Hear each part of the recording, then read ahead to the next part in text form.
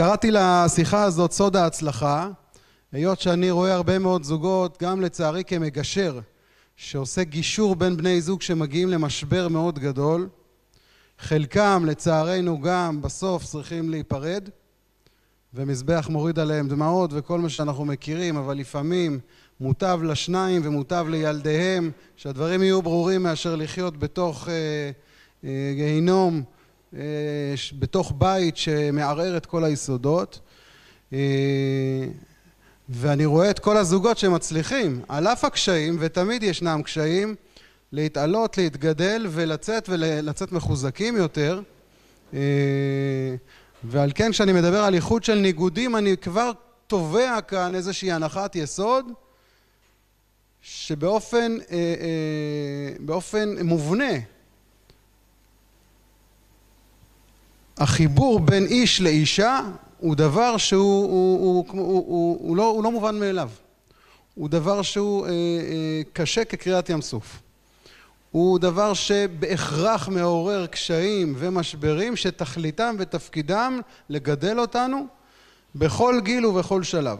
עכשיו אני אומר עוד בסוגריים, את העבודת גמר שלי בתואר השני עשיתי על סבאות.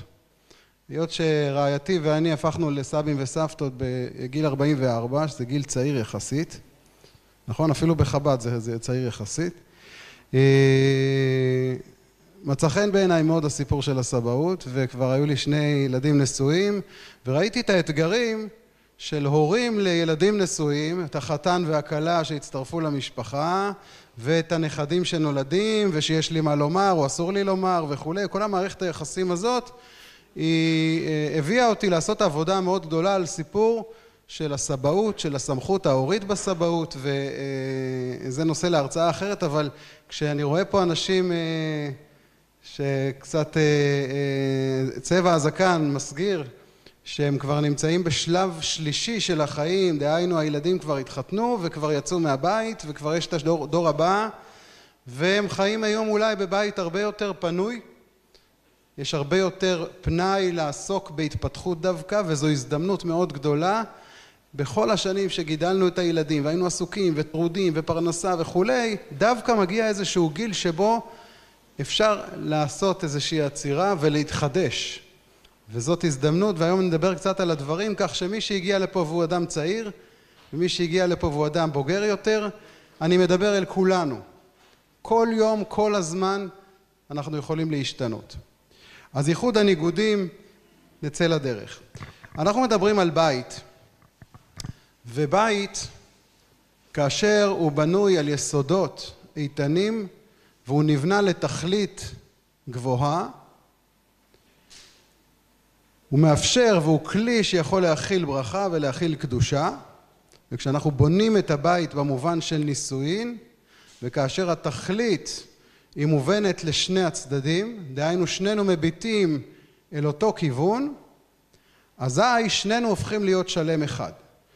תכלית הנישואין היא לא רק למצוא סידור כדי שלא יהיה משעמם לשני הצדדים, אלא להקים בית בישראל. ולהקים בית בישראל זה בית שצריך להיות מיוסד על אדנים מאוד מאוד מוצקים, היות שהחיים יזמנו לנו משברים ואתגרים, שלו הבית שלנו לא יהיה מבוסס או בנוי על אותה תכלית, יהיה לנו מאוד קשה לעבור את המשברים האלה.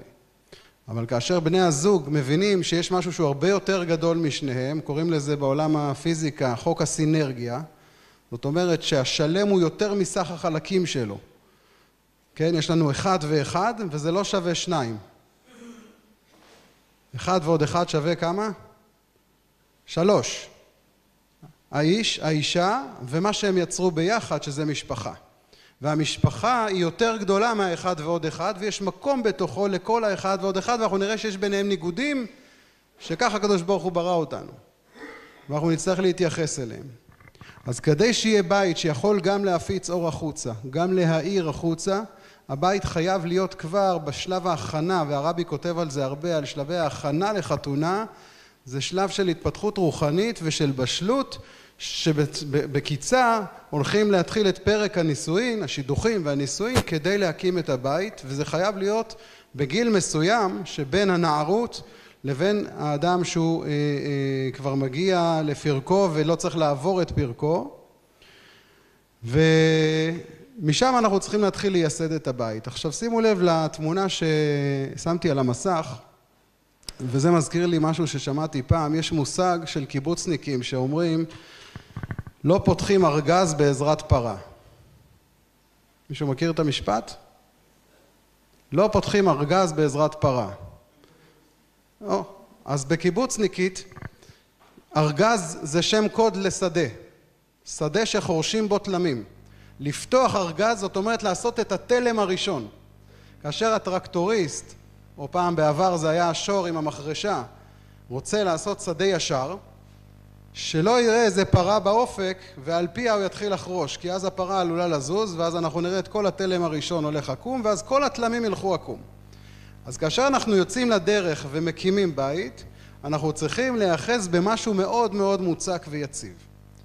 זאת אומרת, אנחנו מסתכלים על התכלית, אני קורא לזה החזון הזוגי, והדברים האלה צריכים להתברר בהכנה לזוגיות, בשיחות, בפגישות שבין החתן והכלה, בבירורים של המשפחות, לראות שבאמת שני הצדדים רואים את הדברים ויש להם תכלית עליונה, והבית הזה שנבנה, הוא נבנה לתוך התכלית הזאת. אז כיוון שיש הרבה תהפוכות בחיים, וכיוון שיש תקופות ועונות בשבוע ובחודש ובשנים, והריונות ולידות ועניינים הורמונליים וכולי, ועניינים כלכליים וחינוכיים, והמון המון המון דברים שיאתגרו את הזוגיות הזאת. כאשר אני רוצה לטעון שמשבר, הרי משבר בשפה העברית הקדומה הוא כיסא היולדת. לכן כאשר יש משבר אנחנו אומרים מזל טוב. מפעם הבן שלי אמר לי, אבא אני במשבר, התקשר אליי מהישיבה, אז אמרתי לו מזל טוב. הוא אומר לי, מה אתה אומר לי מזל טוב? אני אומר לו, כי יצא מזה משהו טוב. אז הוא אומר לי, מה טוב יצא מזה? אמרתי לו, אני לא יודע, אבל יצא משהו טוב, אתה תראה. אמר לי, טוב, נו, אחרי כמה שנים היה באיזה אירוע, ואז הוא אומר לי, אבא מגיע לי מזל טוב. אמרתי לו, מה קרה? הוא אומר לי, אני במשבר. אז קודם כל הוא הקשיב. דבר שני, הוא באמת הבין את המסר. כשיש משבר רק מתחזקים, כי בתוך המשבר אנחנו מוצאים בעצמנו כוחות, ואנחנו נופלים וקמים, ואם עושים את זה ביחד בצורה נכונה, אז גם הדבק נהיה הרבה יותר חזק. ולכן, כאשר אנחנו עוברים תהפוכות, אם החזון שלנו יהיה משותף, ואנחנו מביטים אל עבר תכלית אחת, מובטח שנצליח לעבור את משברי החיים. משברי החיים זה גלים, כן? כל משבריך וגליך עליי עברו, ויש עליות ומורדות, עליות ומורדות. אם יש פה מישהו אחד שכל החיים שלו הם בלמעלה, שירים את היד. כל הזמן למעלה למעלה. לא בכדי אף אחד לא מרים את היד, גם אני לא יכול להרים את היד. אנחנו עוברים גלים, והגלים האלה יש תקופות יותר קשות, תקופות יותר מאתגרות, ואנחנו מתחזקים מהם והולכים. ואנחנו נדבר היום הרבה על אהבה, שהיא מילה שבעולם שאנחנו חיים בו היום, בדור הזה, קיבלה איזושהי תפנית מאוד מאוד מתעתעת, של איזשהו משהו מאוד מאוד רגשי ומאוד מאוד ורוד וקסום, ואנחנו ננסה להבין איפה בתוך העולם הזוגי של הקדושה והמשפחה האהבה הזאת שורה. כמובן אהבת הורים לילדיהם, אהבת איש ואשתו, אהבת ישראל. האהבה הזאת שרק קראנו בפרשת שבוע הקודמת, היא ציווי. ואהבתה זה לא סתם טוב הלב שלך יתופף מהר. זאת אומרת, קיבלת ציווי, זה לא משהו שברגש, זה משהו שאתה יכול לעשות אותו. ואנחנו נדבר גם על הדבר הזה, ואנחנו נדבר גם על קבלה עצמית, נדבר על כל מיני דברים, ובעזרת השם תוכלו גם לשאול ולשתף למי שירצה. אז האחדות הזאת שנוצרת מתוך החיבור שהוא לתכלית, יוצרת דבר שהוא פלא פלאים, משום שהוא כאילו הדבר ההפוך, הדבר המנוגד ביותר, ולעשות אחדות של הניגודים האלה זה אתגר שצריך סייעתא דשמיא וצריך את השותף השלישי שהוא הקדוש ברוך הוא שיבוא וייתן את הברכה. ולכן גם התכלית צריכה להיות שיש לנו שותף נוסף שהוא חלק מבניין הבית הזה. מסופר על אברך שבא וסיפר לחברותא שלו שהוא הגיע לאיזושהי תובנה שהנישואין הם דבר שהוא חייב להתחדש כל הזמן. והוא כל הזמן חייב להיות סייעתא דשמיא ותפילה והתחדשות כל הזמן, אחרת זה לא מחזיק. אז החבר שלו אומר לו, מזל טוב. הוא אומר לו, מה אתה אומר לי מזל טוב? הוא אומר לו, אתה הרגע אמרת שאתה מתחתן כל יום ויום מחדש, אז מזל טוב. אז זה יפה וזה משעשע, אבל כשאנחנו חושבים על זה, אנחנו בעצם מתחדשים כל הזמן, כן? אנחנו אומרים את זה בתפילות, אנחנו בהתחדשות מתמדת כל הזמן, וגם בעולם של המשפחה, ואנחנו נדבר על הזוגיות כעוגן, שאחר כך נותנת גם לילדים את העוגן, וגם למשפחה המורחבת.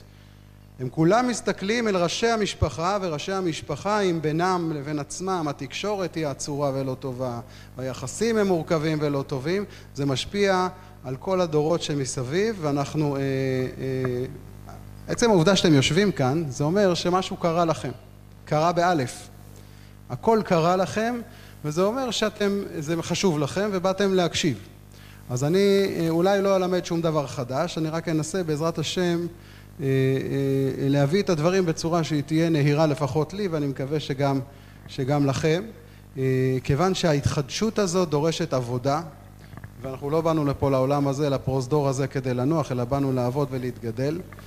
ויש משפט שראיתי פעם שאומר שלהשתפר פירושו להשתנות, אבל להיות מושלם פירושו להשתנות תדיר.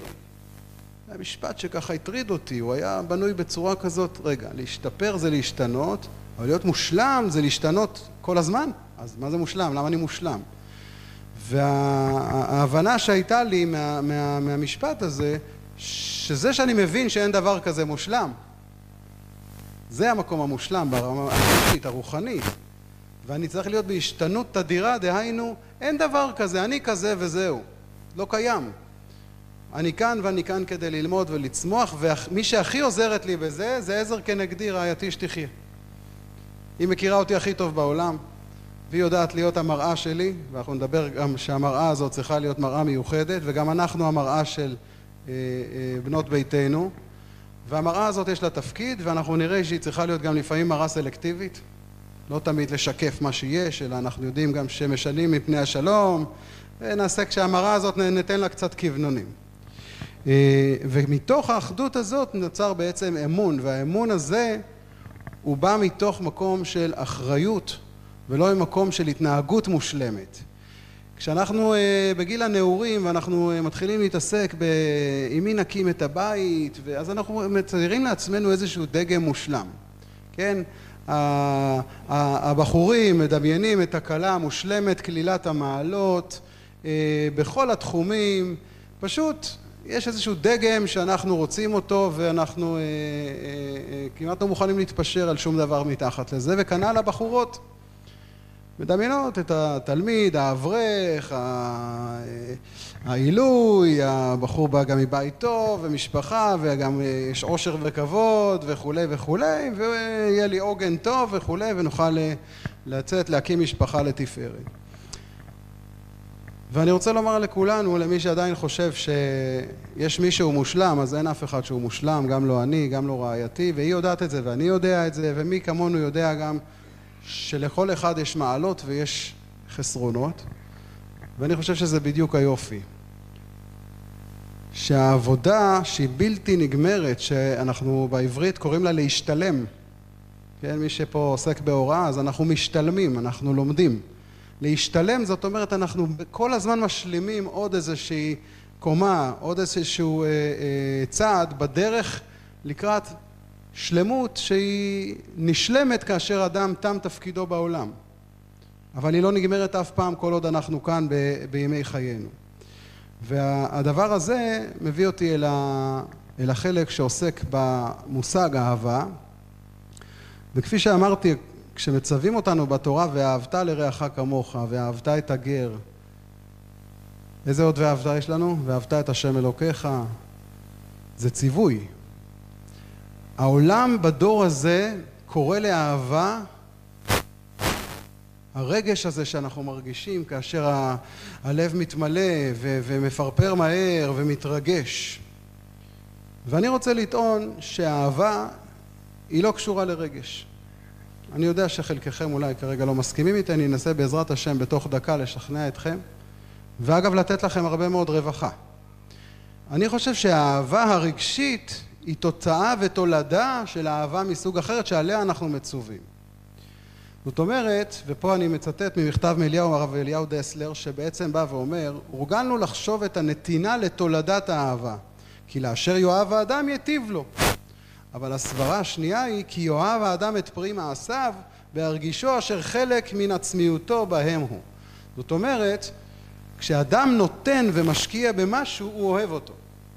וכאשר הקדוש ברוך הוא מתאר אותנו ואהבת, יש לזה ביטויים מעשיים. כשאדם אוהב את הילדים שלו, אכפת לו מהם, יש לו איתם קשר ותקשורת, הוא מטפח אותם, הוא חולם שהם יגיעו ויצליחו ויהיו שמחים ויהיו בריאים, וממילא מתוך זה נולד הקשר של האהבה שהיא האהבה הרגשית. הבלבול בעולם הזה, בדור הזה, הוא, במיוחד בציבורים אחרים שהם יותר רחוקים מחיי תורה ומצוות, זה שהם מתאהבים. הם מתאהבים, זאת התאהבות שהיא קשורה בכלל לכימיקלים במוח ולזה שהם דימויים זרים לנו, ואז הם אומרים, כאשר הם רואים הכל בוורוד עם משקפיים ורודות והכל נראה יפה וטוב, זה הבשרת שלי. הם לא אומרים את זה ביידיש, הם אומרים את זה, אותה אני רוצה, אותו אני רוצה, והדבר הזה לא יכול להחזיק מעמד יותר מדי. היות שהדבר הזה מטבע העולם הולך ושוכח. הדברים נהיים הרגל, וההרגל הזה בהתחלה הכל נראה ורוד ורואים רק את המעלות של הצד השני, עד שיום אחד זה מגיע לאיזשהו מקום שהדברים שוכחים, ההתרגשות יורדת, ואז מתחילים להתמודד.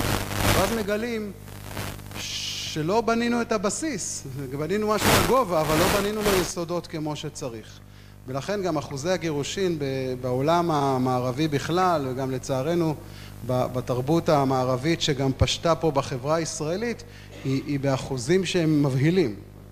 לצערנו אפילו לתוך הציבור הדתי והציבור החרדי, הדברים האלה הולכים וגדלים, ולא דווקא מהסיבה הזאת, מסיבות אחרות ומהנרמלות שבהם אין הבדלים בין האיש לבין האישה. גם בחברות שהכי מטשטשים את ההבדלים, יש הבדלים ביולוגיים ופסיכולוגיים וגופניים, שפשוט בתפקדים אחרת. ולקחת את שני הדברים יחד זה לא דבר שהוא יכול לבוא בלי עבודה. כן, אנחנו לומדים על כן יעזוב איש את אמו ודבק באשתו והיו לבשר אחד. אנחנו רואים איש ואישה והם הופכים להיות דבר אחד, דיברנו על זה. ואנחנו רואים ויקרא את שמם אדם, לא ויקרא את שמו אדם, אלא רק כאשר האיש והאישה, כן, על ידי השלבים של האירוסין והנישואין והחופה, אז ההשתלה הזאת של שני הדברים שהם ההפכים, אז מתאחדים שני החלקים לדבר אחד, ואז נוצרת אותה סינרגיה שעליה דיברנו. אז אני אכנס טיפה אל העשה טוב. סור מרע אני יכול לעשות לכם פה שבוע, סדרת...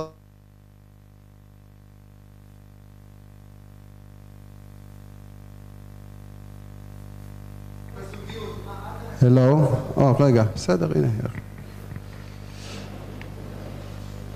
אנחנו נדבר טיפה על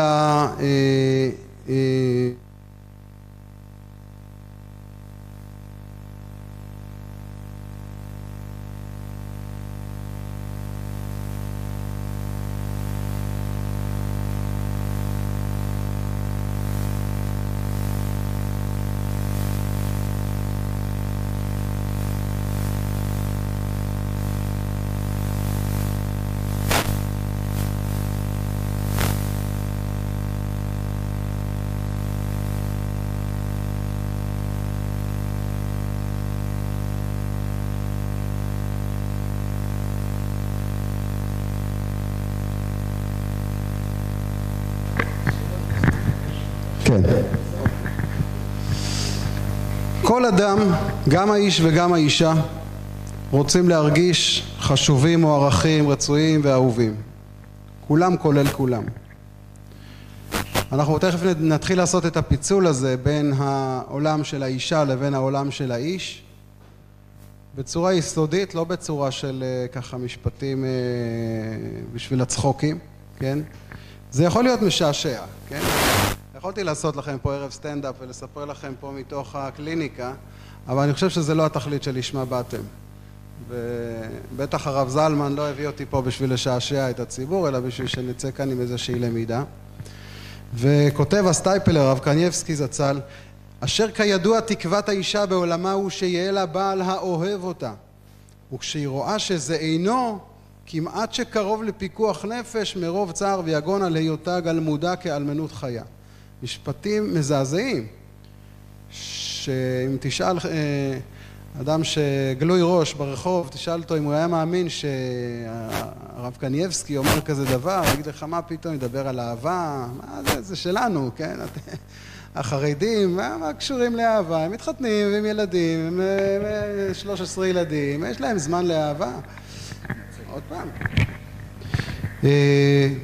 אבל הנה הרב קניבסקי מבין יסוד גדול ובעצם נותן איזושהי אמירה מאוד חזקה לצאן מרעיתו, והוא מבין דבר גדול, והוא לא אומר את זה על גבר.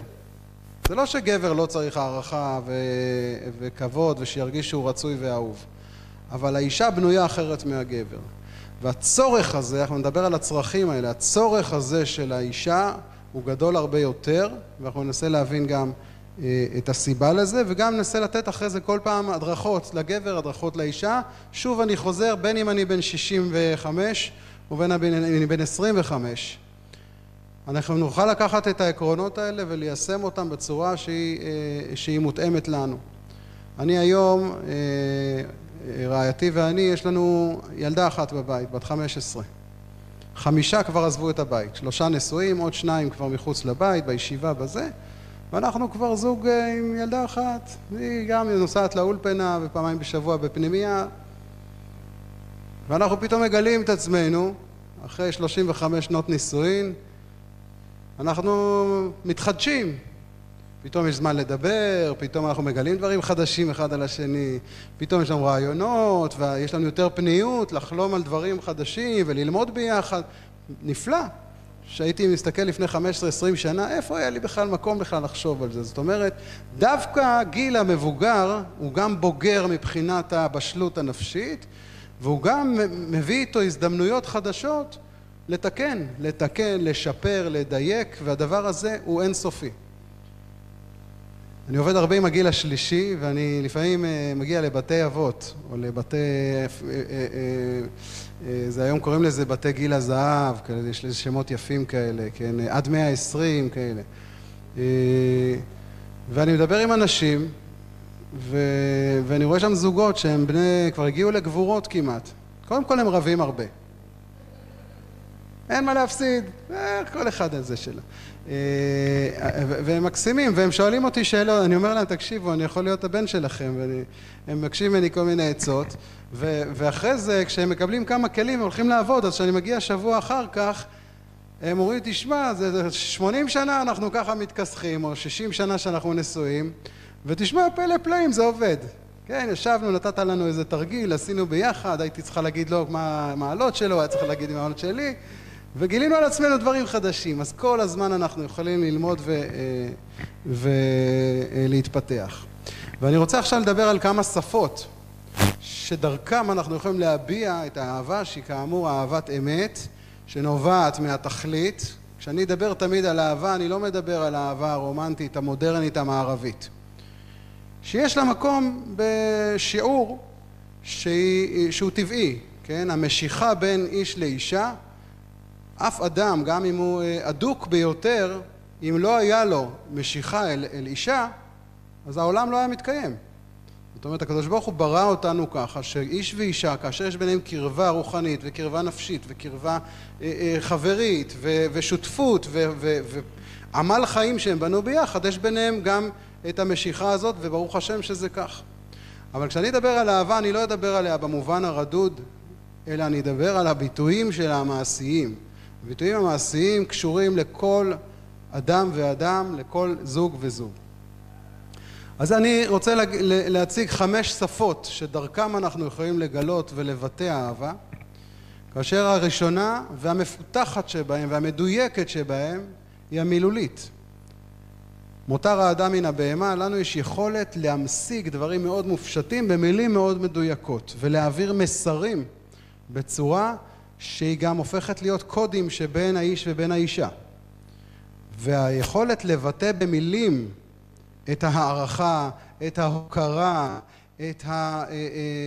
את ההתפעלות, הדברים האלה כשהם נאמרים במילים, זו שפה שהיא מאוד מאוד מדויקת, מפותחת, כן? למשל מחמאות, למשל ביטויי הערכה, מילים טובות, עידוד, כל הדברים הללו הם יכולים לפעול בצורה מאוד מאוד טובה על בן או בת זוג שהערוץ הזה הוא ערוץ פתוח אצלם. יש אנשים שהם פחות מילוליים, יש דברים שעובדים אחרת, לכן יש 5 שפות, וכל אדם צריך לשאול את עצמו מהי השפה שאני ובת זוגי, אני ואשתי, או בעלי ואני, יכולים לפעול בה בצורה הכי טובה. ואגב, יש לפעמים שהגבר יותר עובד עם מילים והאישה יש לה את הערוצים האחרים, וזה בסדר, הם לומדים אחד את השני.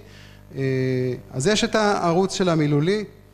השפה השנייה היא שפה של הקצאה והקדשה של זמן ומשאבים, כן? כאשר אני מקצה זמן, גם אם אני לא מכביר במילים טובות, כי אני יותר עצור, כי אני יותר מטבעי פחות יודע להביע את הדברים, אבל זה שלקחתי עכשיו שעתיים הפסקה והקדשתי את הזמן כדי להיות נוכח, לעזור, לצאת לאנשהו, ללוות את אשתי לאנשהו, היא מאוד מאוד מעריכה את זה. גם אם אני לא מהמכבירים במילים, כי היא רואה את הקדשת הזמן, כן? כאשר אני נמצא ונותן תשומת לב מלאה, כן? אנחנו יושבים, הילדים כבר הלכו לישון, ואנחנו יושבים, ואנחנו באמת מדברים, ואני נמצא נוכח לגמרי. זו הקדשת זמן. אז זה שפה מאוד מאוד חשובה. כמובן שאפשר לשלב את כל השפות ביחד, כן? אם אני גם מאוד מילולי וגם מקדיש את הזמן, אז יש לנו 2 דברים שעובדים בצורה מאוד חזקה. זאת אומרת, שיתוף הרגשות, שיחות עומק, בתוך הקדשת הזמן. השפה השלישית היא שפה של המגע, כן? שזה יכול להיות תפיחה על השכם, זה יכול להיות חיבוק, זה יכול להיות כל משהו שקשור למגע פיזי, ויש שזה מאוד מאוד חשוב להם, בין אם זה האיש ובין אם זה האישה, ויש כאלו שזה פחות דומיננטי אצלם. כאמור, אמרתי, אנחנו צריכים לבדוק עם עצמנו מהו הדבר שהוא יותר מאפיין. עכשיו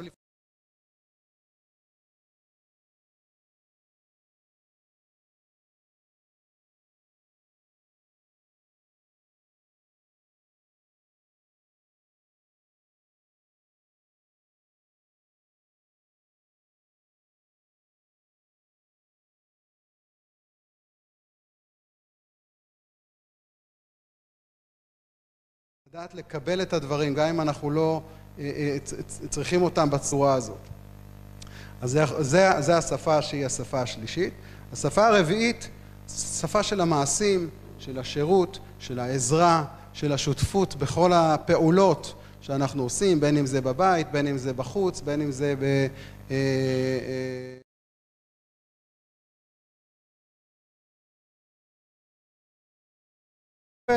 לתקן משהו במקרר, לא משנה מה, אם זה פעולות פיזיות, טכניות, ובין אם זה דברים אחרים שמאוד מאוד מסייעים. אגב, אני לא אוהב את אלה שאומרים, אני עוזר לאשתי. בסדר? אנחנו שותפים. אני לא עוזר לאשתי, כן? אני אוריד לך את הפח, אתם מכירים את זה? אז לא, זה הפח גם שלך, חמוד. אבל אני שותף, אז אני עושה פעולות בבית שהוא של שנינו. ולכן כשאני עושה מעשים שמביעים הערכה, שותפות, הגינות, כן? האישה הרבה פעמים במצב שהיא בהיריון או מניקה או עייפה בגלל כל מיני סיבות אחרות, ואז לפעמים האיזון הולך שהבעל צריך לעשות דברים בצורה הרבה יותר, ולפעמים הפוך. הבעל עובד מאוד קשה והאישה כרגע לא עובדת, והיא מורידה מעליו כל מיני דברים שהיא יכולה, והדברים לא צריכים להיות 50-50. כן, פעם אמר לי מישהו, אני ואשתי 50-50. אמרתי לו, מה זאת אומרת 50-50? הוא אומר, אנחנו 50-50 בהכל. יש לנו כל הזמן פנקס ושוויון, אני עושה זה, אתה עשי זה, וזה מתכון מאוד מאוד מאוד גרוע, כן, למי שכבר מבין. אין דבר כזה. אני בכלל טוען שכשאנחנו מדברים על אחריות, אז לרעייתי ולי יש 100% אחריות על הילדים שלנו, למשל, נכון? זה הגיוני, נכון? עכשיו, אם אני עכשיו כאן והטלפון שלי סגור, אז היא לקחה את 100% אחריות. ואם היא עכשיו מדריכה והיא מלמדת, ואני נמצא בבית, אז אני ב100%. אבל תמיד יהיה 100%. זאת אומרת, ולפעמים שנינו ב100. כי שנינו ביחד ויש לנו את 100% אחריות. זאת אומרת, אין פה 50-50, ויש דברים שאני יותר טוב בהם, או אני יותר אוהב לעשות, ויש דברים שהיא יותר טובה בהם ויותר אוהבת לעשות, ולכן זה בכלל לא שייך 50-50. כל אחד שיביא את המעלות שלו, ויהיה טוב לכולם. אז זה...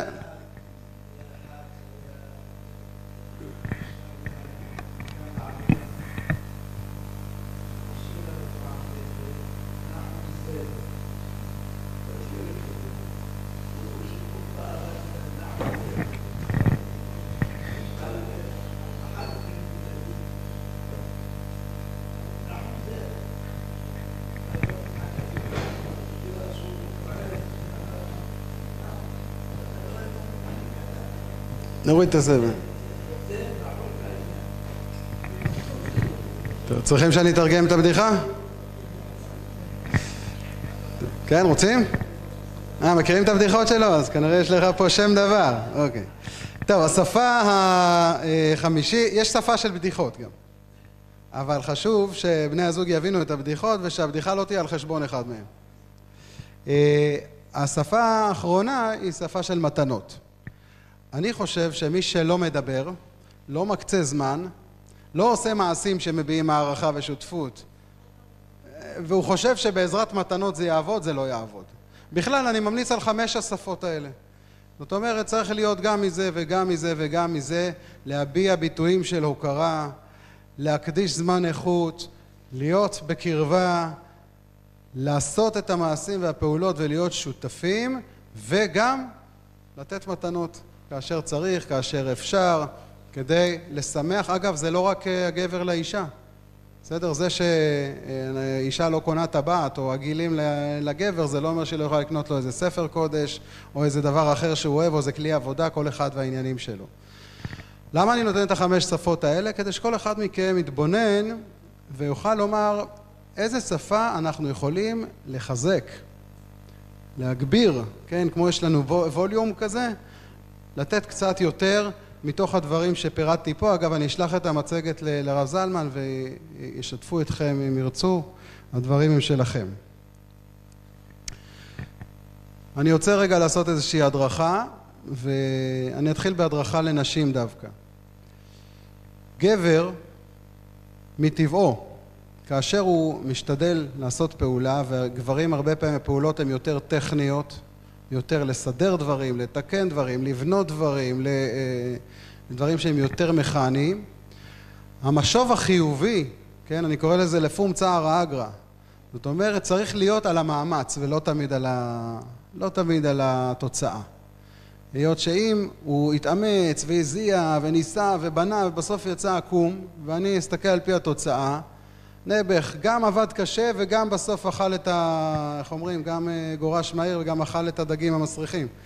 אז אנחנו לא רוצים להיות במקום הזה, ולכן, כמו שהקדוש ברוך הוא דן אותנו לפום צער האגרא, גם אישה להבדיל, כשהיא רואה שבעלה מתאמץ, עושה דבר, יש לו כוונה טובה, המשוב החיובי הזה, כן, הוא מאוד מאוד חשוב לגבר לשמוע אותו, וצריך להיזהר מתשבחות סמויות על בעלה של החברה שלי, שהוא יודע לבנות ארונות כמו שצריך. כי אני ראיתי מה הוא עשה בבית, תשמע, כי הגבר נדרך מיד, כי הדבר הזה מיד אומר, רגע, אז בעצם מה את אומרת? שאני פחות טוב ממנו, וגברים הרבה יותר תחרותיים, והדבר הזה לא מומלץ בלשון המעטה, היות שאנחנו יודעים איפה זה מתחיל ואנחנו לא יודעים איפה זה נגמר.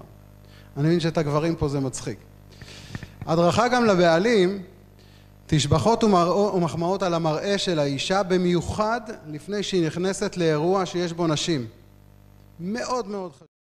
הולכת לחתונה, הולכת תכף לאגף של הנשים, להחמיא לה על איך שהיא התלבשה וכו'. היא נכנסת כבר 10 סנטימטר יותר גבוהה.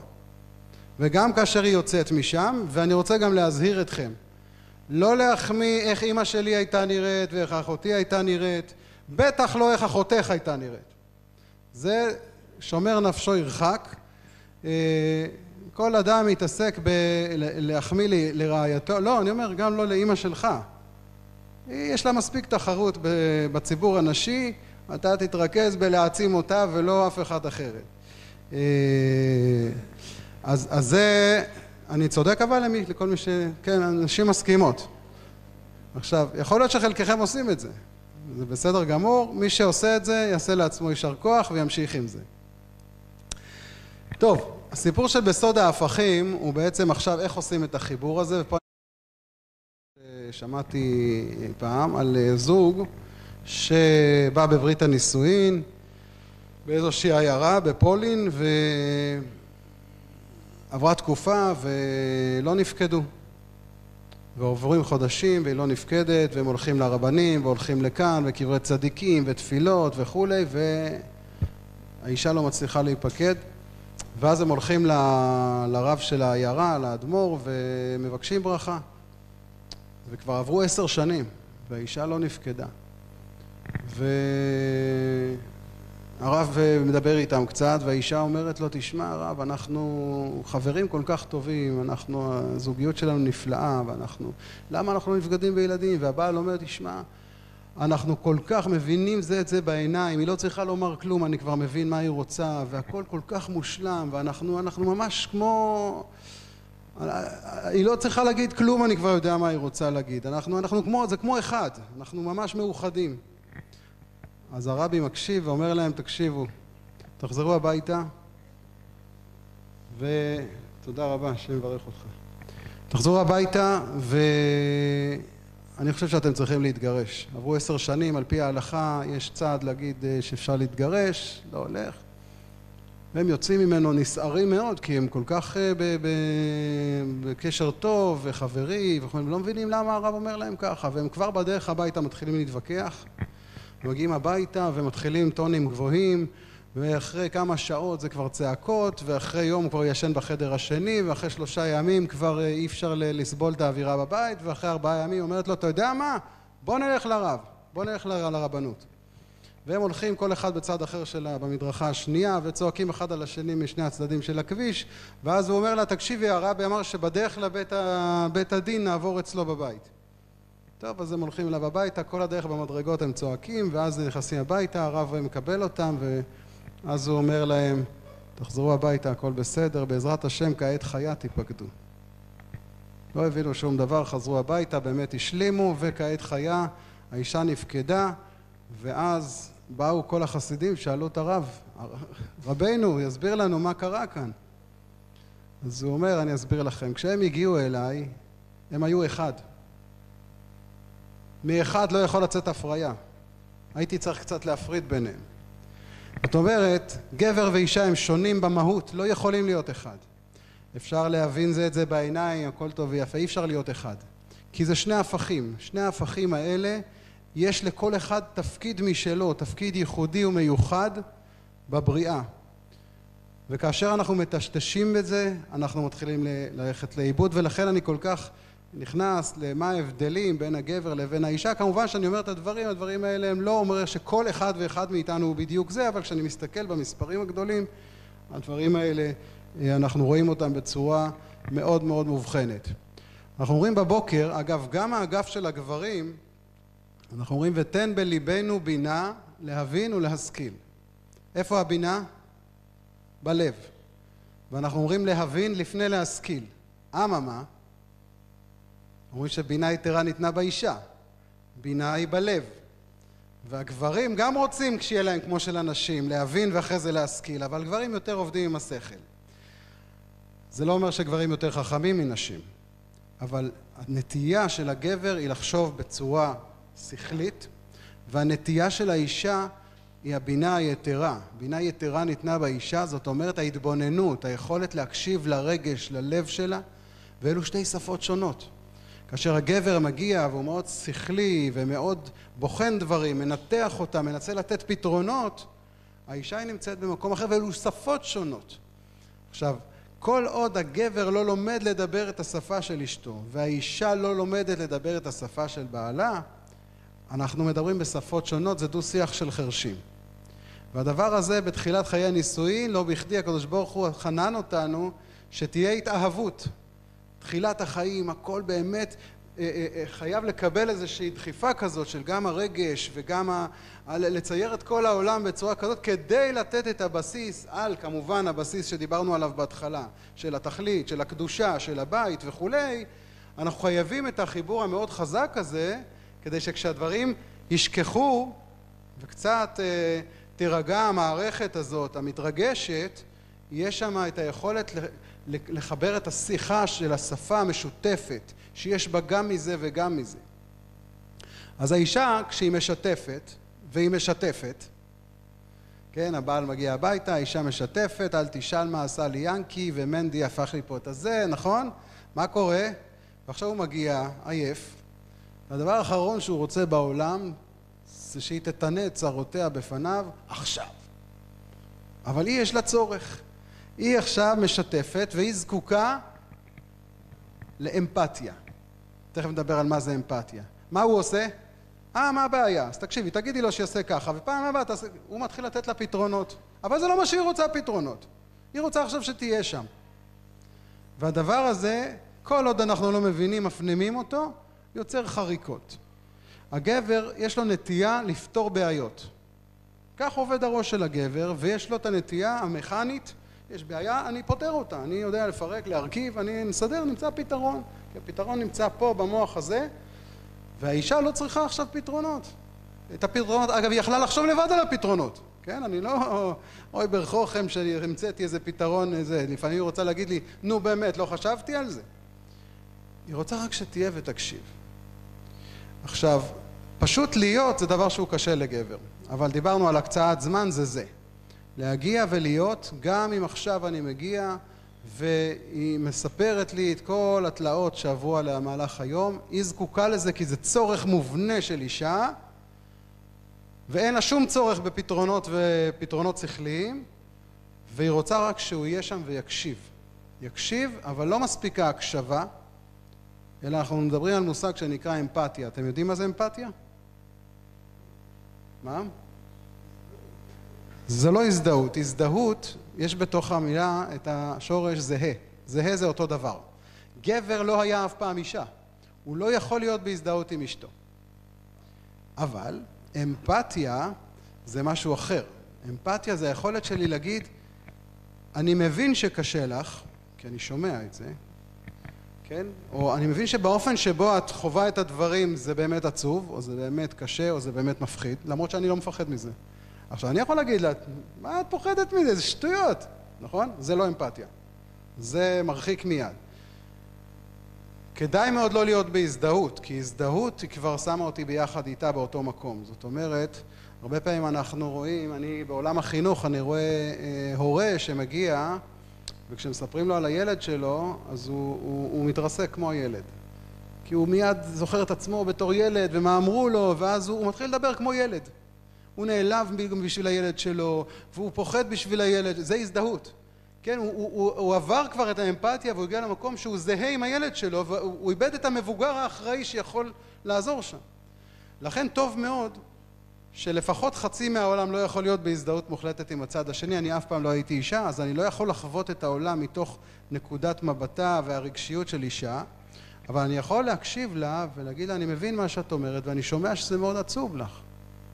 וזה לא רלוונטי שאני חושב שזה לא עצוב. אני באמת, כואב לי שלאשתי עצוב.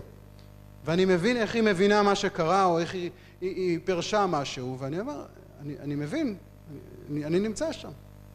והדבר הזה הוא מאוד מאוד חשוב לאישה לשמוע את זה, שיהיה מישהו ששומע ולא שופט את זה בעיניים רציונליות ולא מנסה לנתח את זה בכלים שכליים. אז הדרכה לבעלים, לפעמים היא זקוקה להרגיש שמישהו נוסע איתה בעול, ורק הידיעה הזאת כבר מקלה. זאת אומרת, לא עשיתי כלום, לא נתתי שום רעיון ושום פתרון, וכבר חצי מהמועקה ירדה. פלא פלאים. למה? כי היא הייתה זקוקה לאדם הזה, הכי קרוב אליי, שיקשיב לי ויבין אותי. אגב, הוא לא חייב להסכים איתי, אבל הוא מבין אותי. פלא פלאים. אני לא מסכים איתה, אבל זה לא רלוונטי שאני לא מסכים איתה. כן, אם הבת שלי הקטנה אומרת לי שהיא פוחדת ממשהו, ונראה לי שזה ממש שטותי, אז אני יכול להגיד לה, ממה את פוחדת? זה בכלל לא מפחיד. אז היא לא תבוא יותר לספר לי שום דבר. אבל אם אני אומר לה, אני מבין שזה מאוד מפחיד אותך, בואו ננסה לחשוב מה בזה מפחיד אותך ולתת לזה מקום. זאת אמפתיה, שזה לא קשור לאיך אני חווה את אותו הדבר ממש.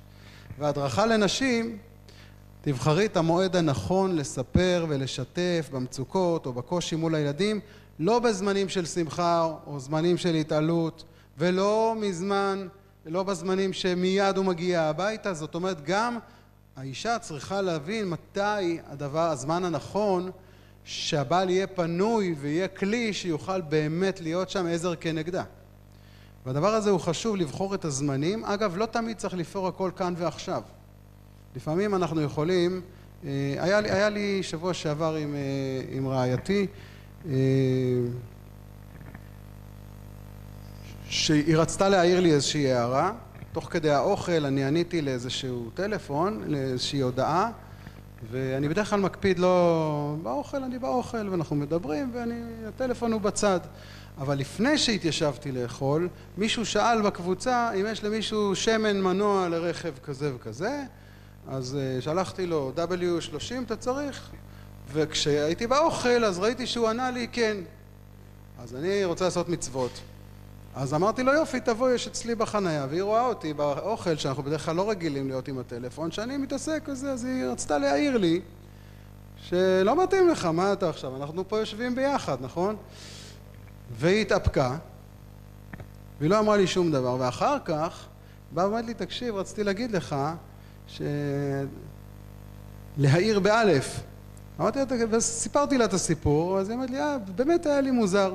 עכשיו, היא יכלה באותו רגע להגיד לי, מה אתה עכשיו עונה לטלפון? מה, בוא תשב, אנחנו אוכלים, מה, אתה לא יכול, אנחנו יושבים רגע יחד, אתה גם מתעסק לי בטלפון? תארו לכם, אני רוצה לעשות מצווה, והיא מוציאה לי לעשות את זה בטלפון. אז לפעמים, גם אם קורה משהו כרגע, למצוא את הזמן של הניחותא, כשיושבים על המרפסת או יוצאים לעשות הליכה בחוץ, ולדבר על דברים ככה כשיש שעת רצון וכשיש קרבה וכשדברים לא באים מתוך ביקורת ומתוך מקום שהוא דין, הרבה יותר הצד השני יהיה מוכן לשמוע, יהיה מוכן להפנים דברים, לחשוב עליהם ולהשתפר. עוד דבר שהוא חשוב זה הנושא של הכרת הטוב. הכרת הטוב, כאשר אנחנו מלמדים את עצמנו להתרכז בטוב.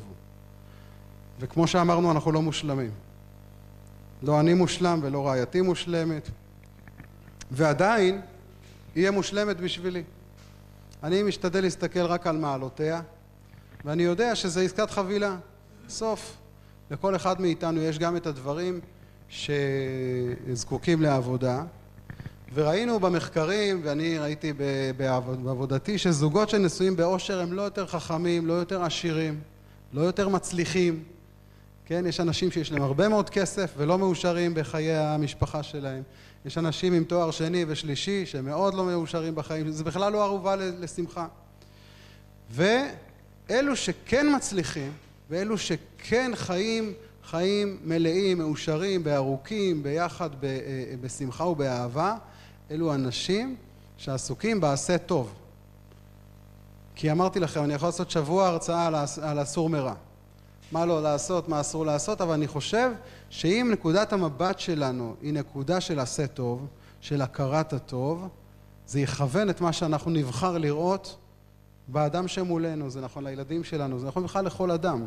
כאשר אני משתדל להביט בעיניים טובות, על אחת כמה וכמה, על האישה הקרובה אליי, שמכירה אותי הכי טוב בחיי, כי ככל שאני מכיר אותה טוב יותר, קל לי יותר גם לראות את המגרעות שלה. הרי זה בא ביחד. אם אני פשוט מסתכל במשקפיים קצת יותר ביקורתיות, אז אני אראה את כל החסרים. ואם אני כבר לא מתרגש, אז דברים מתחילים להרגיז אותי. ואני אפילו אתחיל להגיד לה, תקשיבי, למה את עושה ככה, ואיך זה נראה, ומה את חושבת, ואת לא חושבת עליי, וכו', ודברים האלה מתפתחים. אז העשה טוב, זה קצת הדברים שהייתי רוצה ככה לתת לכולנו, ופה בהקשר הזה, אתם רואים את המשחק המילים של הודיה והודאה. בברכת מודים אנחנו לך, כתוב ברכת ההודאות, נכון? למה לא ברכת ההודיות? לכאורה, יש פה הודיה גדולה לקדוש ברוך הוא, נכון?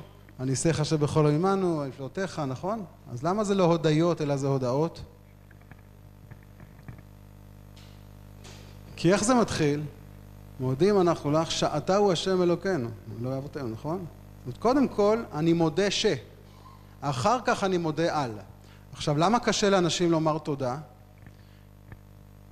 כי הם אומרים לך תודה על משהו, הם בעצם מודים בזה שאתה היית בעל דבר ואני הייתי חסר. וכשאתה נתת לי, אז אני לא רק אומר לך תודה על שנתת לי, אני גם מודה בזה שאתה היית חזק ממני.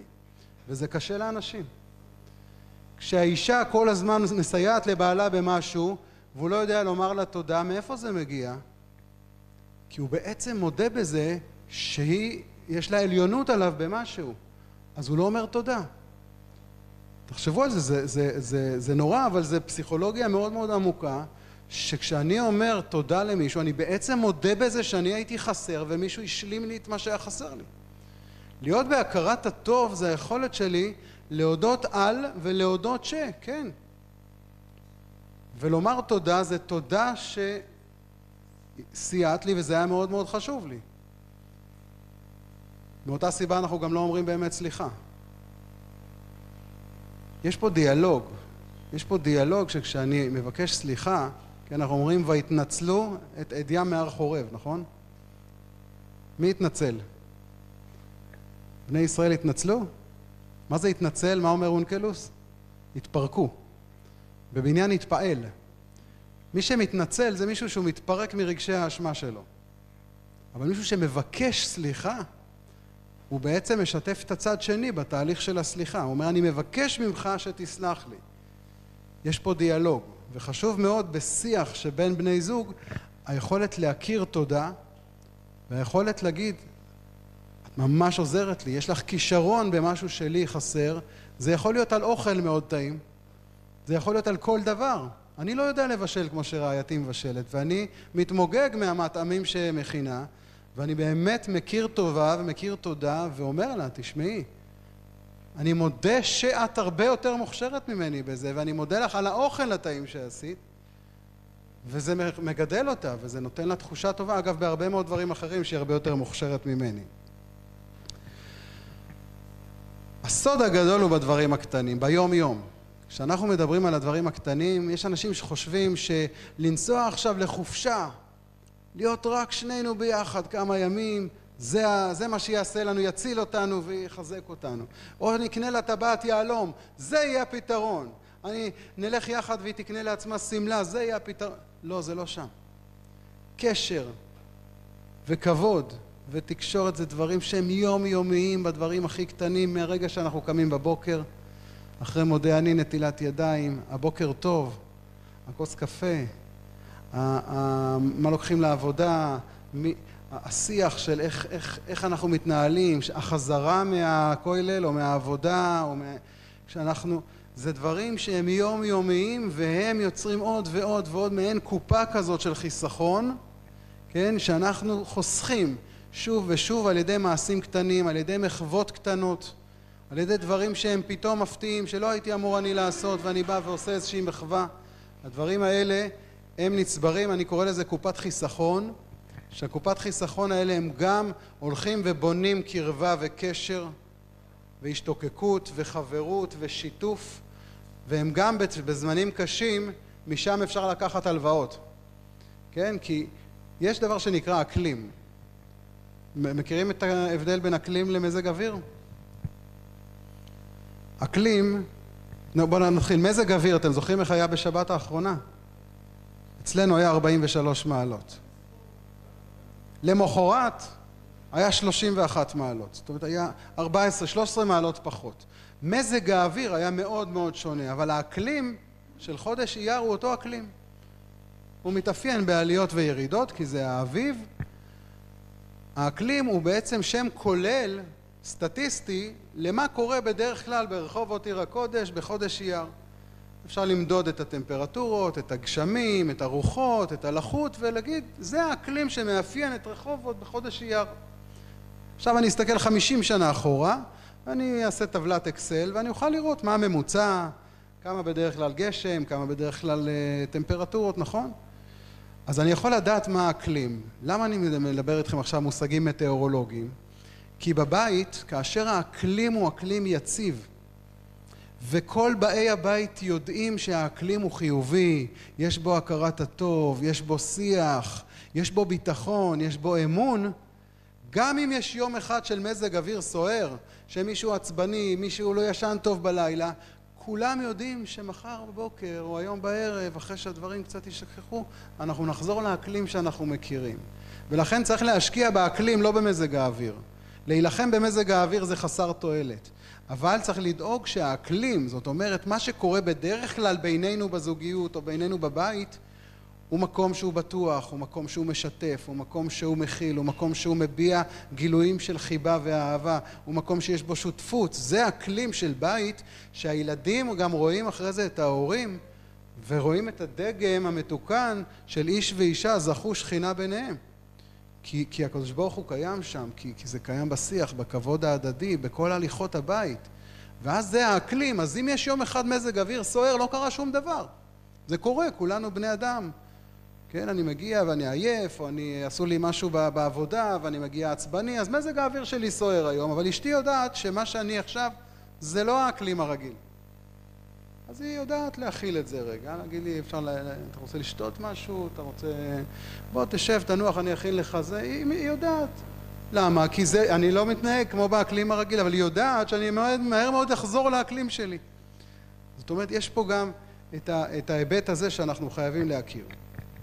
אז הקופה הזאת בעצם היא עוד פרוטה ועוד פרוטה ועוד פרוטה של כל מיני מעשים שבונים יחד איזושהי קופה שהיא האקלים של הדברים שקורים בינינו והם יומיומיים. ופה אני רוצה באמת לתת איזשהו עיקרון. אתם רואים שכתבתי פה חובה, ואחר כך בגדול יותר התחייבות, ואחר כך בהכי גדול מחויבות. מכירים את שלוש המילים האלה? חובה באנגלית זה duty, have to, נכון? זה כבד כזה, duty. התחייבות, איך אומרים באנגלית? obligation, כן? נתתי למישהו התחייבות. ומחויבות, איך אומרים? commitment. באנגלית מילים שונות לגמרי. בשפת הקודש יש לנו את אותו שורש לכולם. החובה. אבל שימו לב שמעניין מה הכיוון של החובה. כאשר אני מדבר על חובה, זאת אומרת שמישהו מחייב אותי מבחוץ. אשתי אומרת לי, צריך להוריד את הזבל, צריך לנקות את הבית, צריך לתקן את הזה. אז זה חובות, באות אליי מבחוץ. אני לא רוצה את זה, אני רוצה עכשיו לשבת ולקרוא, אני רוצה עכשיו לשבת. יש התחייבות, כן, אני תחת החופה לפני 35 שנה, התחייבתי להוקיר, לפרנס, לזון, לכבד, כל הדברים שכתבנו, חתמתי על זה. עם עדים, התחייבתי כלפיה לכל מיני דברים, נכון? אם הייתי היום עושה את כל הדברים הללו בגלל שהתחייבתי, מצב לא היה טוב, נכון? אבל יש מחויבות, שהמחויבות היא באה מבפנים. אני מחויב, אני מרגיש מחויב. עכשיו שימו לב איזה יופי. חובות מאוד קשה לעשות כי מחייבים אותי. אגב, ילדים שמחייבים אותם לעשות מצוות וזה, מחייבים אותם להתפלל, לקום, אז מה הם עושים? הם מתנגדים, כי זה חובה, זה לא פנימי להם. התחייבות, יכול להיות שהיה לי רוח טובה ונתתי למישהו התחייבות ועכשיו הוא מגיע אליי כנושה ואני גם לא כזה רוצה. נכון, התחייבתי פעם, היום זה כבר פחות מתאים לי. מחויבות זה משהו שאני מרגיש שהוא מתוכי. ולכן אני רוצה להפוך את הפירמידה הזאת. כאשר יש לי מחויבות פנימית לבית הזה שבניתי, לזוגיות הזאת שהקמתי, למשפחה שהקמתי, כל ההתחייבויות שנתתי מתוקף המחויבות הזאת, וכל החובות שיבואו ביום יום, הם מתוקף אותה מחויבות. ולכן, הן הרבה יותר קלות לי לביצוע. כי אני מחויב לרעייתי שתחיה, אני מכבד אותה ואוהב אותה ומעריך אותה, ואני רוצה שיהיה לה טוב ושמח, ואני רוצה להיות שותף שלה, וזו המחויבות לבית ולילדים ולכל מה שבנינו, ולכן יש המון התחייבויות שאני נותן לה ולכל מה שקשור לבית, אבל הן לא כבדות לי. גם כשאני אצטרך לפרוע אותם, הם עדיין בגלל שאני מחויב למערכת כולה. וגם אם פתאום צצה איזה חובה ביום יום לעשות משהו, להוריד את זה, להסיע את ההוא, זה חובה שהיא נובעת מאותה מחויבות, ולכן הכל משתנה. ולכן כשאנחנו בונים את הבית לתכלית, החלטנו החלטה אסטרטגית. אני מחויב לדבר הזה שנקרא בית בישראל, בית נאמן בישראל, ומתוקף זה כל ההתחייבויות והחובות שיחולו הם מתוך אותה מחויבות, ולכן זה לא יכול להתפרק. ואני צריך לזכור את זה בכל מקום שאני מגיע למשבר, או לאיזושהי חובה שמוטלת עליי. אילו זה היה חיצוני לי, אז הייתי מתמרד כנגד אותה חובה. אבל כיוון שאני זוכר, מי זה שעכשיו זורק לי את החובה הזאת? זאת השותפה שלי, שיחד אנחנו מחויבים אל הדבר הגדול הזה. ואני משנן את זה שוב ושוב עד שהדברים הופכים להיות לטבע. וזה, אני מקווה שהעיקרון הזה הוא ככה אולי עושה סדר פתאום אחרי כל השנים, וההמשגה של הדברים האלה תעשה ככה סדר. אנחנו ככה לקראת סיום, רגע מה קורה פה. דיברנו על אקלים, מזג אוויר. זה... אנחנו בסדר? אוקיי.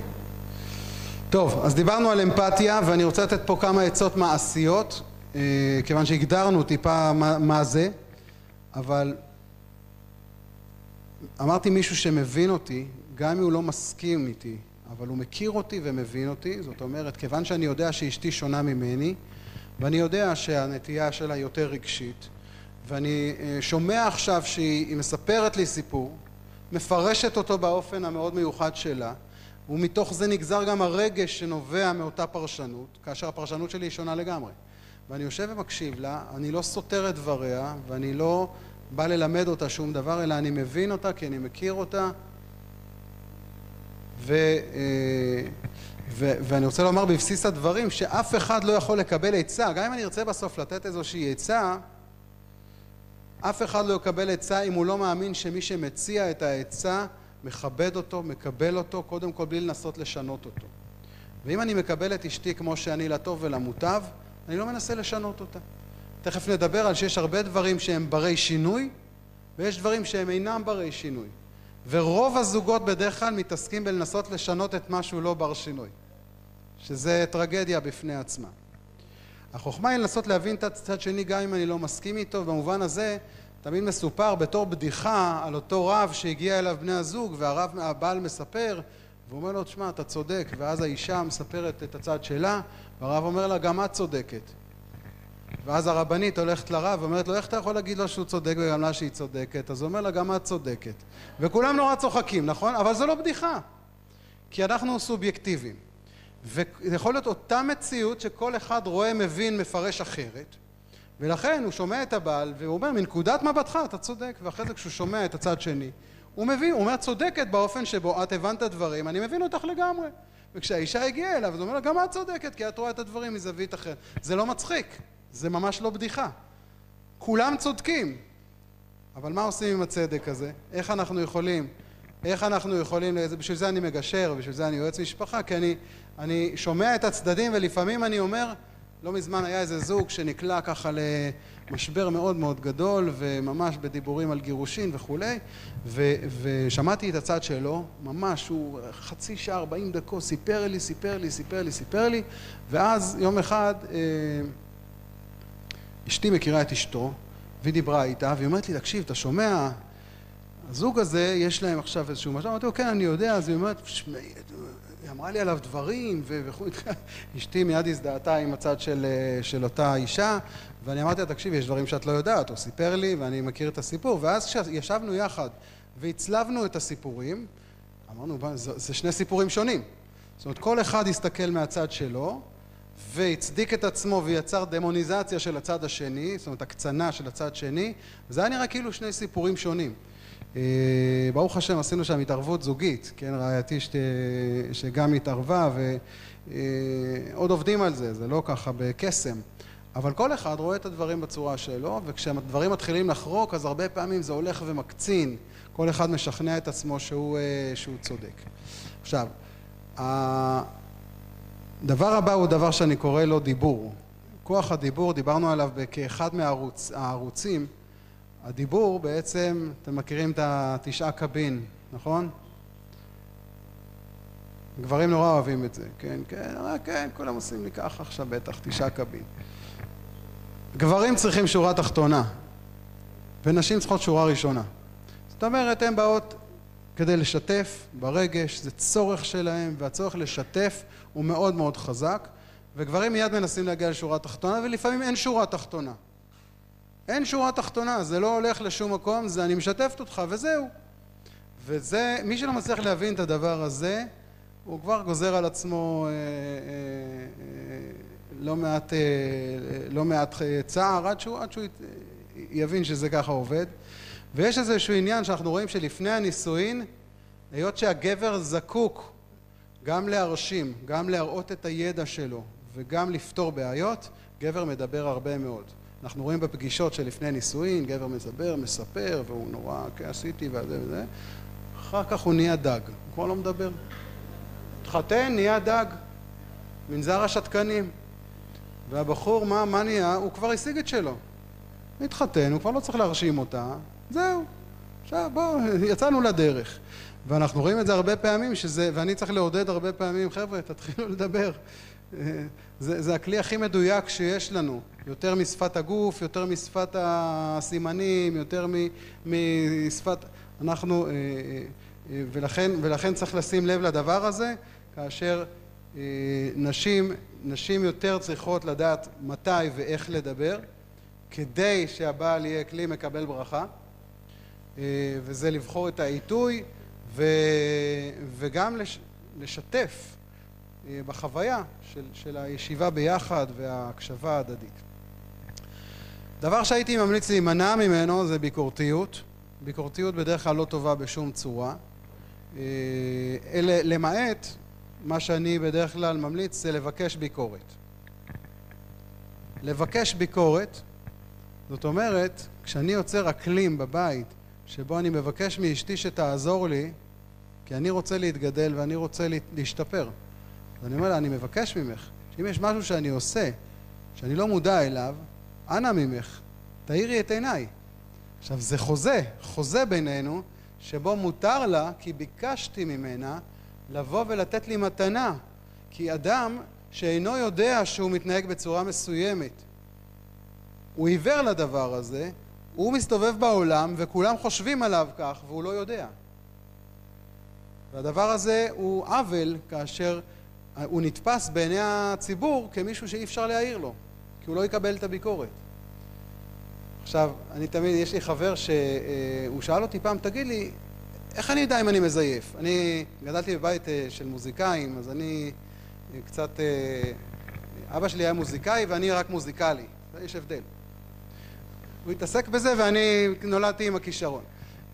אז חבר שלי שככה מעריך אותי מבחינה מוזיקלית, אמר לי, איך אני יודע אם אני מזייף?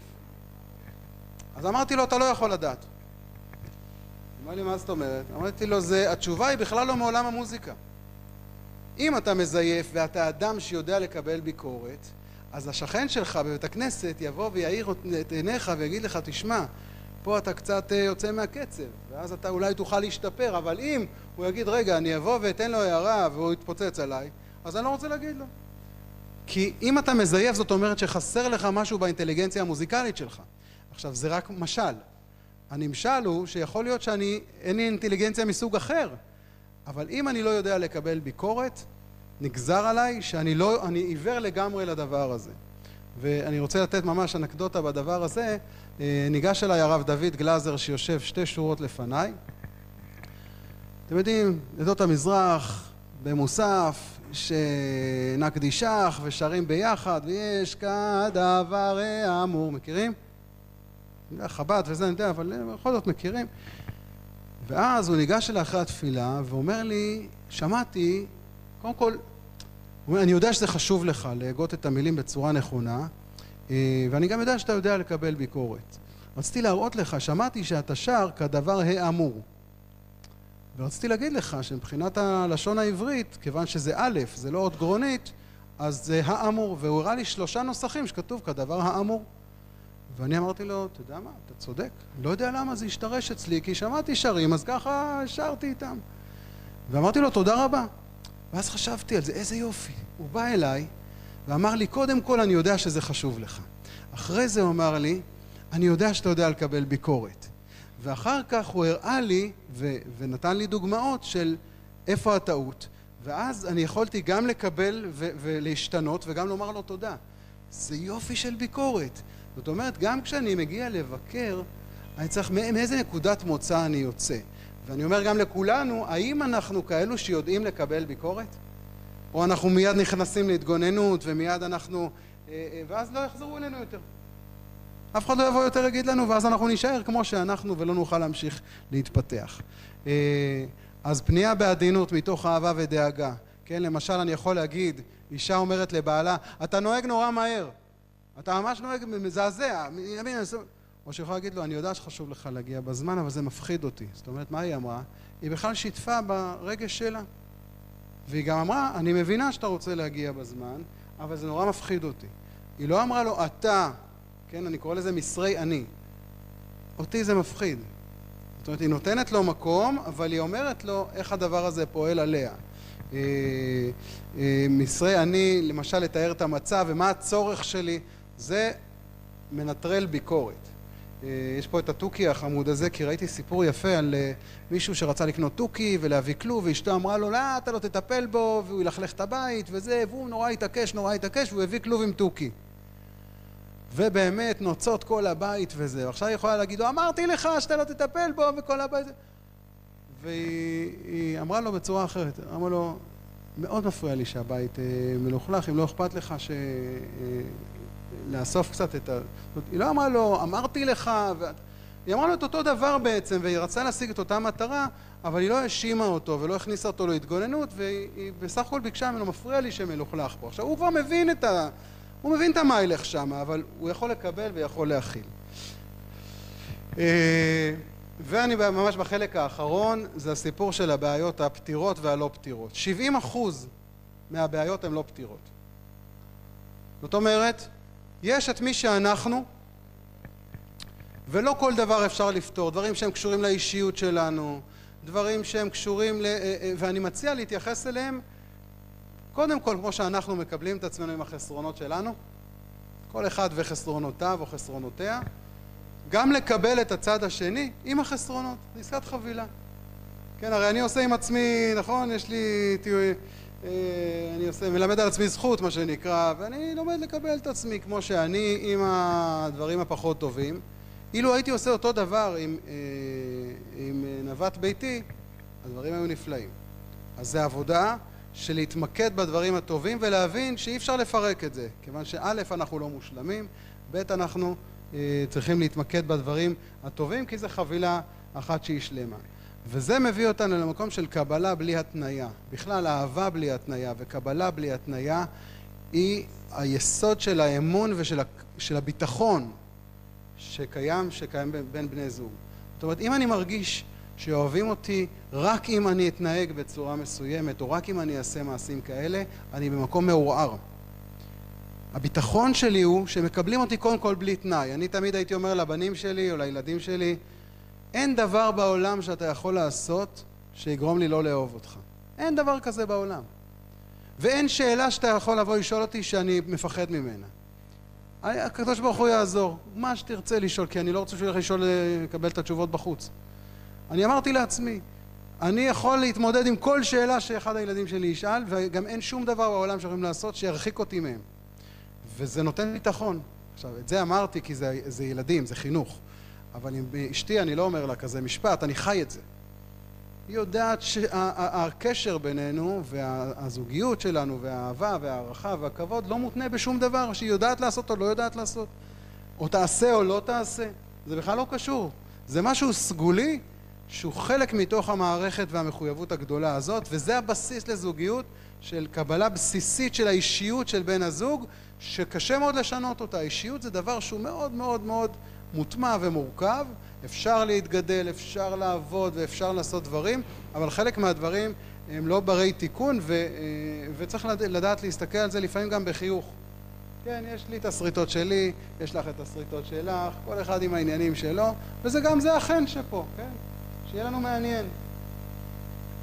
אז צריך גם ללמוד לוותר ולהתפשר הרבה פעמים. הוויכוחים, פעם היה שיר של אידל ורדיגר שהיה שר כשאח נגד אח המנצח תמיד מפסיד. משפט שנחרט אצלי כזה, שלנצח בוויכוח עם האישה או במריבה עם האישה, שהיא מנצחת או שהוא מנצח, כולם מפסידים. זה תמיד מחזיר אותי למשפט מהשיר ההוא, כשאח נגד אח המנצח תמיד מפסיד. אגב, אפשר להסתכל על זה היום במה שקורה בחברה הישראלית. כל אחד מנסה לנצח ואנחנו שופכים את המים עם התינוק, לצערנו. במקרה שלי, במשפחה שלי, יש לי אח שלא מדבר איתנו כבר שנתיים, שנה וחצי. הוא הולך להפגנות, הוא הולך לקפלן, הוא הולך לכל הזה, והוא פשוט לא מדבר עם האחים הדתיים והימנים שלו. שזה עצוב, אני ככה שם לכם את זה פה על השולחן, ואני מומחה לתקשורת בין אישית ומשפחה וכולי, אני אומר את זה בכאב. בגלל שהוא, וכשזה אח נגד אח, זה ממש, כשאני אומר את זה, זה למעשה, וזה עצוב מאוד, אבל זה המצב שאנחנו נמצאים כיום. עוד דבר, זה הנושא של כשאנחנו מדברים על ויתור ופשרה, יש פעם משפט ששמעתי, שאישה יהודייה סולחת, אבל היא אף פעם לא שוכחת על מה היא סלחה. זה הזמן שכולם יכולים לצחוק, אפשר... אני פונה רגע לאגף של אנשים, אל תעשו את זה. סולחים, שמים את זה מאחורה, גדלים מזה, לומדים מזה, עובדים כדי שלא יקרו דברים שוב פעם, אבל כשאדם מבקש סליחה, כשיש סליחה באמת והיא באה ממקום אמיתי, צריכים לדעת להתקדם קדימה, ולא לשמור באיזה קופה צדדית ולהזכיר מפעם לפעם דברים שהיו וכבר עשינו עליהם תהליך והתגדלנו מהם, אז הדבר הזה, בין אם הוא נכון ובין אם לא נכון, דבר מאוד מאוד לא מומלץ. ואני רוצה לדבר על 5 דברים ובזה אנחנו מסיימים. צרכים בסיסיים, דיברנו על הביטחון, שאין התניה, שום צורה אין התניה. כן, אני מרגיש מוגן, מרגיש בנוח, אני מגיע לבית, ביתי ומבצרי. זה המקום הכי בטוח בשבילי בעולם, שאני יכול לבוא אליו, ויש לי עם מי לשתף, עם מי לחשוב, יש בו אווירה שאני עמלתי גם כדי שהיא תיבנה, יש אקלים שבו אני רוצה לחיות, והוא המקום הכי טוב בשבילי. ואם זה לא ככה אצל מישהו, אז לעבוד על זה. אף אחד לא יצא נזכר מזה שהוא צודק כל הזמן. אף אחד לא יצא נזכר מזה שהוא מחליט מה קורה ועל פיו יישק דבר. אף אחד בשום תרבות לא יצא נזכר, כיוון שאם יש צד אחד שמרגיש שהוא חלש, ואני לא מדבר עכשיו על הבדלים תרבותיים, כיוון שאנחנו חיים היום בדור שיש לנו הרבה יותר מודעות והעולם השתנה. זאת אומרת, גם בתרבויות שהן יותר מה שקראו פעם פטריארכליות ויותר מסורתיות ויותר שמרניות, אז כל החברה הייתה בנויה בצורה הזאת. מראש הקהילה ועד כל מוסדות הקהילה ומוסדות החינוך והבתים, הכל היה בנוי בצורה הזאת. מי שחי בכזאת קהילה, ניחא. אני לא מכיר הרבה שחיים היום בקהילות כאלה, ולכן הדברים שהיו נכונים ללפני 50 ו-70 ו-100 שנה, הם היום נתקלים בקיר המציאות שהעולם מתפתח. העולם מתפתח לא במובן המערבי שלו, אלא העולם מתפתח גם בדברים לטובה של ידיעה והבנה, גם הרבה לרעה, כן, לצערנו, אנחנו רואים את ההשלכות. אבל אני אומר את הדברים, היות שבסוף כשיש כבוד, אהבה והערכה ושותפות וכולי, אז דווקא אני רוצה להתנסח בצורה זהירה. כיוון שיש כאלו שהסתכלו עליי פעם ואמרו לי, איזה מין גבר אתה? היות כל איש שורר בביתו, איפה אתה ואיפה היות כל איש שורר בביתו? איפה ואליו תשוקתך והוא ימשול בך? איפה פעם היו ככה, יודעים, הבעל הבית היה בעל הבית. ואני משתדל, כיוון שאני מכבד את רעייתי, והיא גם היא פועלת ומשפיעה וכולי, אז כולם יוצאים נזכרים. הבית הוא פועל ומפיץ ומשפיע, וכולנו יוצאים נזכרים. ואני רואה את אותו אחד שאז אמר לי ככה, נבח, איך הכוח שהוא הלך איתו, לאיפה זה הביא אותו במשפחה שלו, אני לא אומר לו שום דבר, אבל הוא מבין כנראה לבד. אז אני לא בא לקבוע פה מסמרות, אבל כל אחד יעשה רגע ראייה איפה הוא חי, בתוך איזה עולם הוא חי, ואיפה הוא יכול להביא את הדברים הפשוטים האלה לתוך המעשיות. דבר שני, גיוון. צריכים להתחדש. להתחדש זה ללמוד דברים ביחד, להתחדש זה לצאת מתוך השגרה. השגרה היא שוחקת. ואם כל החיים שלנו יראו כל הזמן אותו דבר, יש משהו שהולך ודועך. וההתחדשות הזאת, כל זוג יעשה לעצמו את החשיבה באיזה אופן אנחנו מתחדשים. וכל שלב בחיים, כמו שאמרתי גם קודם, הוא שלב שיש בו הזדמנות להתקדם ולהתפתח ולהתחדש, בללמוד משהו חדש. ואני אתן רק כדוגמה, רעייתי הייתה מנהלת חשבונות. זה היה משעמם לה באיזשהו שלב, אחרי שנים שהיא הייתה מנהלת חשבונות, והחליטה ללמוד גרפיקה. היא הייתה גרפיקאית, קנתה את כל התוכנות, את כל המחשבים, ואז היא אמרה, אני לא יכולה לעבוד מול מחשב, אני צריכה אנשים. ואז כשהיא נהייתה סבתא, היא הלכה ללמוד בשלוחה החרדית של מכון וינגייט, למדה הדרכת כושר ותזונה ובריאות, והפכה להיות מאמנת לקידום אורח חיים בריא. יש לה היום סטודיו לנשים עם כמעט 200 נשים מתאמנות מהאזור, הפכה להיות באמת למשהו שהיא מרצה וכו'. היא רצתה ללמוד, רצתה להביא את היכולות שלה וכו', באופן כזה שהוא משפיע על אנשים ומשנה להם את החיים, ואני מסתכל על זה ואני מעריך את זה, אני מעריץ את זה.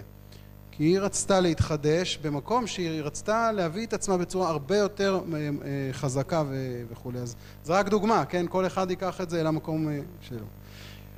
דבר נוסף זה חשיבות, אני מרגיש שאני חשוב, שאני מיוחד, אני בעל ערך, בבית שלי אני מרגיש, אגב, היא חשובה ואני חשוב. והבן שלי חשוב והבת שלי חשובה. כל אחד יש לו את הייחודיות שלו ואת הערך העצמי שלו. חיבור ואהבה הזוגי, כן, של דיבור ומגע והכלה. צמיחה, דיברנו על גדילה והתפתחות, ונתינה לאחר ללא אנוכיות. היכולת של כל אחד מהצדדים לנסות להיות כל הזמן במצב של הענקה. כיוון שכשהאדם מעניק זה אומר שהוא גם בטוח בעצמו. הוא נמצא ממקום שהוא כל הזמן רוצה להשפיע משלו, והדבר הזה מביא הרבה מאוד ברכה. וזה סיכום של כל מה שעברנו עליו פה הערב. כן, התחלנו בחזון משותף, המשכנו באהבת אמת. מהי האהבה? שהיא מבוססת מעשים, מבוססת תכלית, מבוססת בית. קבלת השונות, שני בני הזוג לא זהים, לבעל ולאישה תפקידים שונים בעולם, ויחד הם משלימים את הבריאה באופן שהם יכולים להקים משפחה ולהביא תולדות. אין דבר כזה מושלם, אף אחד מאיתנו לא מושלם. צריך להיות בהשתנות תדירה ולהתקדם ולהתפתח כל הזמן, לבחור את השפות שהן השפות של היכולת שלנו להביע את האהבה והערכה וההוקרה שלנו. דיברנו על ההבדל בין הבינה לשכל, הבינה בלב, שגם אנחנו הגברים היינו רוצים קצת יותר להתבונן, להבין ולהשכיל. אצל נשים זה בא ביותר טבעיות וצריך לדעת לדבר את השפות. דיברנו על הכרת הטוב, על הדברים הקטנים של היום יום, מחויבות, אמפתיה, דיבור, ללא התניה. הבעיות שפתירות לפתור, בעיות שלא פתירות, גם לדעת להשלים ולקבל ולהכיל ואפילו לאהוב את זה, כן? נמוך, גבוה, שמן, רזה, יותר חכם, פחות חכם, יש בזה בסוף. אבל בסוף הוא אדם מיוחד והוא אדם יחיד ומיוחד ויש בו מעלות גדולות, ובזה אני בוחר להסתכל. היכולת להשלים, להתפייס, לסלוח, לוותר, להשלים וגם לשים את הדברים מאחורה ולהתגדל מהם. דיברנו על הצרכים הבסיסיים, וגם אני ממליץ בסוף כשורה אחרונה לקבוע לעצמכם מפגשים קבועים, שזה יכול להיות אחת לשבוע, זה יכול להיות אחת לחודש, זה יכול להיות יום יום, זה יכול להיות ללכת להליכה ביחד חצי שעה בחוץ, שזה גם טוב לגוף, גם טוב לנפש וגם טוב לזוגיות. זה יכול להיות לשבת על המרפסת עם כוס תה, זה יכול להיות בכל מיני צורות, זה יכול להיות 10 דקות יומיות, זה יכול להיות פעם בשבוע, שעה, זה לא צריך ללכת לנסוע לחופש או ללכת למסעדה. זה למצוא את אותו אי של שקט שבו אנחנו יכולים לשוחח, לשתף, לחשוב ביחד, להיוועץ, לחשוב על אתגרים בנושא ילדים, בנושא החתנים, הקלות, הנכדים, לא משנה מה, נושאים כלכליים, נושאים של התפתחות.